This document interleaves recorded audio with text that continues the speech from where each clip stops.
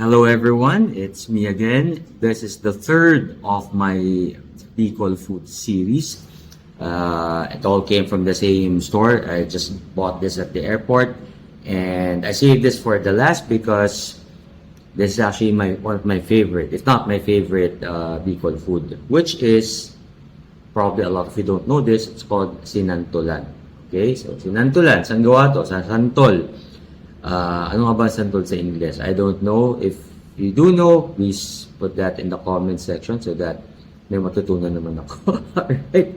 Sige, so yan. So again, from La Comida, Goa. Okay. So before I try it out, let's see my sugar. Okay, so my sugar is 120 at this point. So sakto lang, okay? So not bad.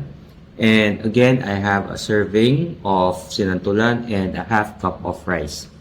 Of course, ano lang, reminder lang guys, the rice and some of my friends have commented, obviously makataas ng blood sugar to, obviously. So, but then again, you know, who eats Bicol food without rice, di ba? Abnormal ka naman pag hindi ka nagkanin dito. So, kailangan may kanin. So, there, right? So, I'll try it out and then let's see what happens after an hour. Okay?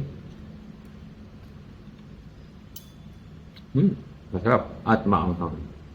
Okay, so see you guys after an hour.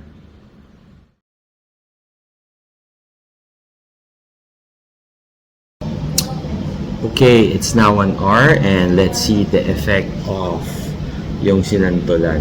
Okay, so